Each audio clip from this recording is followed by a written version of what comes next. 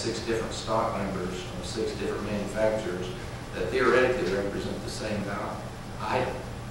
Our most common item in a big dollar volume of what we do is copy paper. We do about, last year we did 33 semi-loads of copy paper. There's 880 cases on a semi-load. I am desperate for a warehouse in Stillwater because we are just wearing our vans out, driving to Enid, getting 80 cases of copy paper, and doing deals like that. To give you an idea, Enid Public Schools has ordered anywhere from 2 to 3 semi-loads of copy paper a year from us. They use a lot. Everybody uses still, unfortunately, copy paper. You think at some point it will go to the wayside, but we still need paper. But all of these generic items that we compete in that flyer with staples on, we did a study. I'm the computer guy, and you can go online on our website if we set you up this way as our customer, and it will show you their online price and our online price. And we did a study, and we beat them on 73% of the common items on the price. We do a terrible job of informing the public of that fact. We can also set the web on your account where it will beat them 1% on all of the other items. So basically, unless you are a large business, or maybe an OSU or something where you have a special relationship with a Staples or that type of company, what we call a contract price, which we do a lot of that with big businesses ourselves, we beat them to the consumer or to the small business in a big way. Hopefully we outservice them. We have no minimum charge on delivery. We average 120 deliveries a day out of Enid, our biggest store by far, mainly due to the market and lack of competition. We average about 45 deliveries a day out of this location currently. So a lot of what we do, a company like Whitworth Construction here in Stillwater will get off the phone buying $3.5 million worth of rock or gravel or whatever they do for their business. And then they'll make a call and place their $42 office supply order. They don't care whether it's $42 or $48. They just know they want to place the order, it needs to arrive here, and they don't have to mess with anything. It is an extremely service-intensive thing that we do. A lot of times we have a big customer warm clinic. You may be familiar with a medical dealer in town. Price is not the issue. They know they need this market board, and they need someone to hang it at $315, between $315 and $330. Those are the kinds of things that the bigger competitors don't want to do. And these are things that we kind of get forced into doing. So I guess my first answer to the question is our niche in the market is so service intensive that it is often things that our large competitors don't want to do. Does that make sense? Does anyone have questions so far about what we're speaking to in terms of, I'm going to constantly refer to Staples because they opened in our Enid, Ponca, and Stillwater location in a period of 4 years. And we stepped back from growing like this and said, whoa, maybe we need to see how this will impact it. We've never gone down in a single year of business. Take great pride. And even in this economy, we had the biggest year ever in Stillwater. And when one store may go down a little bit, the others seem to pick it up, but we've always been up. Inflation will give you some of that, you know, but we've always been on the growth trail. But we were really in a major growth trail until these Staples hit us head on. And I don't think they really worry about us, but they might have said, hey, maybe we need to slow these guys down a little bit. And they definitely have. We haven't opened a new store since '93. My brother Robert used to work for the company and has moved back and has worked here in Stillwater for 4 years, and he's the one that will be handling the Lawton move. And we have actually a Staples and an Office Depot, I believe. It's either a Depot or Max. We're pondering an open down there. We were going to do it October. If things aren't going around like we hoped, it will probably be in March or April opening that we'll do. When we go in and open a new store, it will be a small building, rented. We'll build the business up to $20,000, $30,000 a month. Get to know the town, get to know the people. You will see our stores usually on Main Street, usually in central location because of logistical advantages in delivery. That's the same way we'll do in Lawton, is find a central location and then begin looking for a building.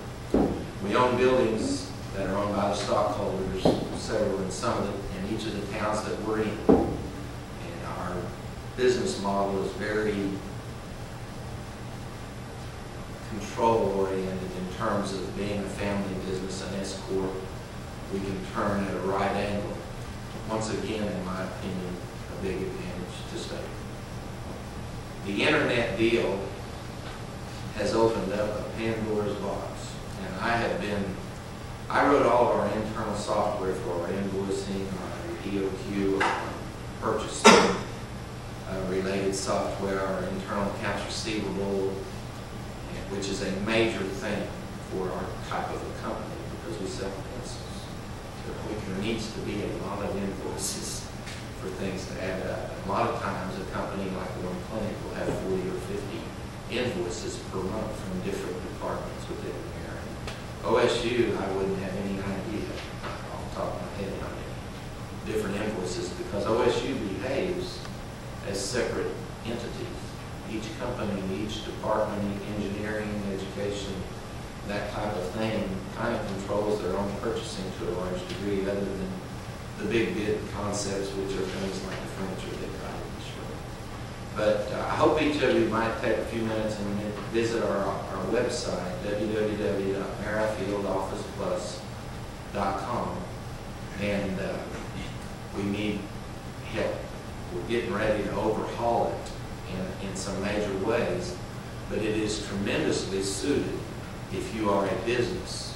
If you kind of log in and click the ordering tab and it sees your predefined deal and puts you right into the order. We're getting ready to modify our website so that right when you go on, it goes into an ordering phase. We're not sure how we want to do this because when we first went on it live, we would have a guy would call me from Tulsa and say, "Joe, this is Brian. I went to college with you. How you doing? Hey, I need 2 cases of paper." And I would tell him, "Go down to your local office supply or call them and tell them to bring it to you because a case of paper I can sell you for $31 and probably very competitive. It'll cost me about $15, $20 a case to ship it over there." It makes no sense. So the fact that we're in a regional closed market somewhat is almost an advantage. We have purposely hovered in the Alvas and the Pampas to train ourselves to be ready to go to Oklahoma City or Tulsa, or even a Lawton, which will be twice as big as any city that we're in. Lawton's 100,000 plus and growing. But a lot of what we do, the logistics are a big part of it, and they are a big part of whether we can be competitive with the Staples. This is getting cold. Has anybody got any questions yet? So you said you were trying to get more students to be your customers? We haven't done it yet. We had a lot of discussion with it in John's class last semester. One of his classes, we had 3 or 4 students that we met with and had a lot of discussion about it. That's step 1, is to start conceiving it. My children, Henry is a 1.5 years out of school, Sarah's a 1.5 years out of school, have recently come back to the company. My son Henry handles all of our internet stuff, and I kind of oversee it or whatever, but it's been a tremendous asset because I've grown to not be as computer nerdy as I once was. I don't enjoy it like I used to, but we're talking about it. We're trying to figure things. Are you thinking about doing? Well, here's a crazy one. You know, I was telling you we get involved in ding and dip furniture and a lot of those kinds of things. In a down economy, one way that we almost thrive in a down economy is in an up economy, a customer will come in and say, "I need a chair, one that's comfortable, I don't care what it costs." In a down economy, they come in and say, "Do you use chairs?" And they're looking for a price point. In Stillwater, when you guys don't know this because you've left town, but after you've left town, all over our city is couches and sofas and desks and stuff sitting outside of, if I can get this warehouse location, and if it has some kind of a visible, which by the way, something that you need to understand about our company, about 3 to 4% of the business we do walks in our doors, unlike Staples.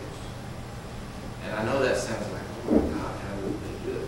Almost everything we do is delivery, and it's a furniture delivery and service-intensive type deal. We do a lot of adding offices and working head-to-head with the customers on 5 or 10 office layout deals. So by dollar volume, it's 3 or 4% that currently go through our door. So we're not a retailer. I think you would consider Staples a retailer, but they're also very big in what we call commercial office supplies. But what we're considering is a way to say, you know how you take your books back and you get a little money for them.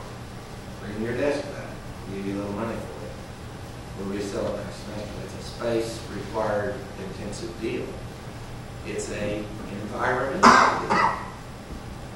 It is a green thing. Big topic for a lot of you guys would think. I'm the old right-wing Republican that needs to learn.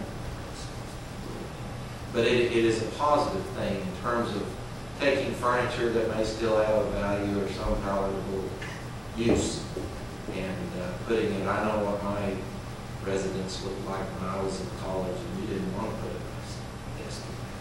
It would have been a bad thing to do. It wouldn't have been nice that long. And so we're pondering that concept as being almost becoming like, instead of the bookstore, your student furniture store. In with that model, we would tie into some major vendors on some of the things like you see at the Walmarts where you buy the thing in the box and you put it together. We don't do a lot of that type of product because quite often the products that we sell, if we sell 20 folding tables to a church, if one of them breaks 10 years from now, they call us and say, Joe, we're having a problem with your tables. They wouldn't even think of calling Staples after 10 years and saying one of your tables has a problem. So we're in a tight pit there of having to sell a product that will last and is superior, but somehow meeting the price. And we've been able to garner a little bit of volume in our spreading out and growing in terms of our volume to combat that, but it's still a very big challenge. But when you get into that level of selling furniture, you need to be discussing that up front. Why would I buy a chair for $580? And you go up and you talk to this guy that owns an oil company at the time.